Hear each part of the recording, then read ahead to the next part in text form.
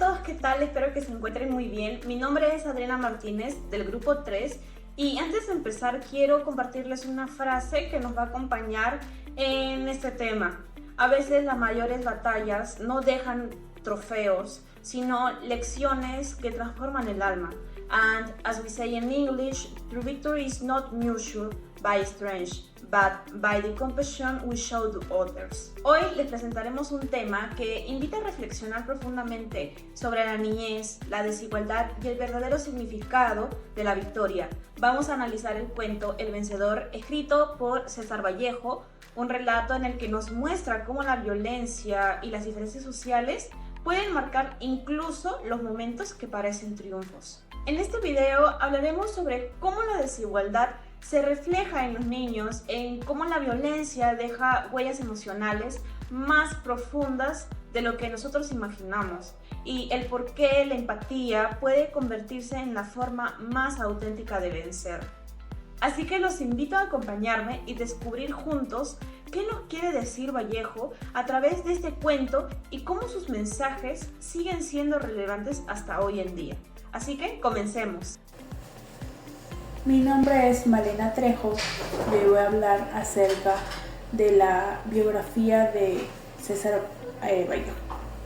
César Abraham Vallejo nació en Santiago de Chuco en 1892. Fue el menor de 11 hermanos, marcados por una infancia religiosa que impregnó su poesía con símbolos bíblicos y litúrgicos. Estudió en Huamachuco, Trujillo y Lima, pero decidió abandonar la universidad para enseñar y escribir. 2 años después, tras la muerte de su madre, Vallejo fue encarcelado injustamente. En 1923 partió a Europa. Ahí es donde se conectó con grandes poetas como Neruda, Larrea y Huidobro, y conoció a Tristán Tzara. Vivió modestamente, escribiendo para revistas y comprometido con causas sociales. En 1932 se afilió al Partido Comunista Español y apoyó activamente la República durante la Guerra Civil. En 1934 se casó con Georgette Philippard. 4 años después, un Viernes Santo con llovizna, murió en París. No fue jueves, como escribió en su poema más citado, pero sí con la tristeza que anticipó su verso. Vallejo dejó una huella indeleble en la poesía universal, humana, desgarrada y siempre adelantada a su tiempo. Fue escrito en 1935. Forma parte de una serie de relatos en los que el autor aborda con agudeza temas sociales, éticos y existenciales. Estos textos fueron concebidos durante su permanencia en Europa, una etapa marcada por su reflexión crítica sobre la realidad latinoamericana, el sufrimiento humano y las contradicciones del sistema capitalista. En El Vencedor, Vallejo presenta una crítica mordaz a la hipocresía, la injusticia social y la corrupción moral, mostrando así cómo los triunfadores en una sociedad enferma suelen ser aquellos que traicionan principios éticos o se adaptan a un sistema injusto. El Vencedor no solo denuncia la desigualdad, sino también la normalización del sufrimiento como parte del orden social. La obra invita a cuestionar quiénes son realmente los vencedores en una sociedad que premia la adaptación al sistema injusto y castiga la dignidad. La historia se desarrolla de 3 acciones clave. Primero, un niño es constantemente provocado y humillado por un compañero mucho más fuerte. Luego, cansado de soportar el maltrato, decide enfrentarlo. y lo golpea para demostrar que también puede defenderse. Finalmente, después de esa reacción, el niño reflexiona y se da cuenta de que no siente ninguna victoria, entendiendo que la violencia no lo hace realmente un vencedor. Estas acciones muestran que el verdadero triunfo no está en lastimar, sino en reconocer el valor de la dignidad y la empatía. 1. Desigualdad y abuso de poder por parte del maestro.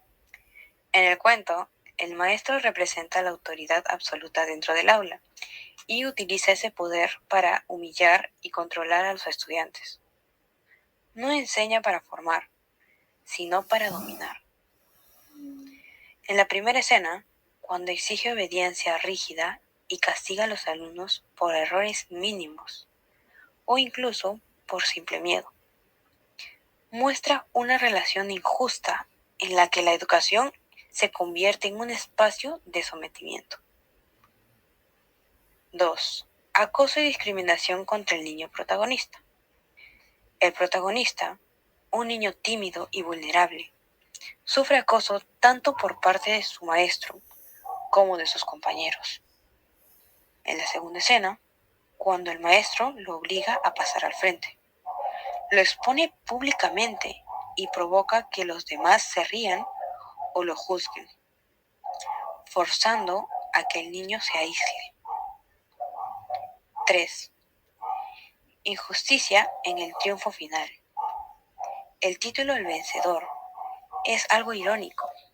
El niño es considerado como el vencedor no por mérito propio, sino porque se somete completamente a la voluntad del maestro, anulando su personalidad.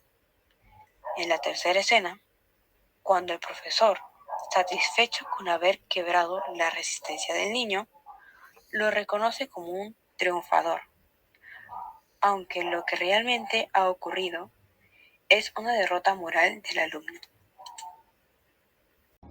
En muchos contextos, la desigualdad no solo significa tener menos recursos o menos oportunidades, también genera tensiones sociales que pueden convertirse en violencia. Las personas o grupos que viven en desventaja suelen enfrentar discriminación, exclusión y limitaciones en servicios básicos, lo que crea un ambiente de frustración y conflicto. Esta violencia puede aparecer de distintas maneras, ya sea física, verbal, emocional o incluso de forma estructural. Esto último es importante, porque no siempre es visible, pero está presente en las reglas y decisiones que afectan más a quienes menos oportunidades tienen. Por eso se dice que la desigualdad y la violencia forman un ciclo, una alimenta a la otra, y dificulta que las personas puedan vivir en condiciones justas. Ahora, ¿cómo se vincula esto con el ODS 10? Este objetivo busca que todas las personas tengan las mismas oportunidades de desarrollarse, sin importar su origen social, cultura o situación económica. Cuando existen grandes diferencias entre grupos, se generan barreras que limitan las participaciones y aumentan el riesgo de sufrir distintos tipos de agresión o exclusión. Por eso, las oportunidades laborales y un trabajo digno reducen las brechas sociales, no solo mejoran la calidad de vida, sino que también disminuyen los conflictos y crea una convivencia más pacífica y equilibrada. En conclusión, comprender esta problemática nos permite ver que la desigualdad no es un tema económico, sino un factor que impacta directamente a la convivencia, el respeto y la desigualdad relacionada con el ODS 10 demuestra que avanzar hacia una sociedad más justa ayuda también a reducir la violencia y a promover un desarrollo más humano y equitativo.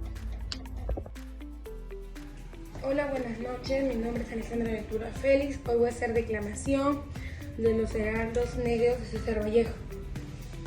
Hay golpes en la vida tan fuertes, yo no sé, como golpes como del odio de Dios, como si ante ello la resaca de todo lo sufrido se empezarán en el alma. Yo no sé. Son pocos, pero son. Abren zanjas oscuras en el rostro más fiero y en el lomo más fuerte. ¿Será que tal vez los potros de bárbaros Atilas y los heraldos negros que nos manda la muerte?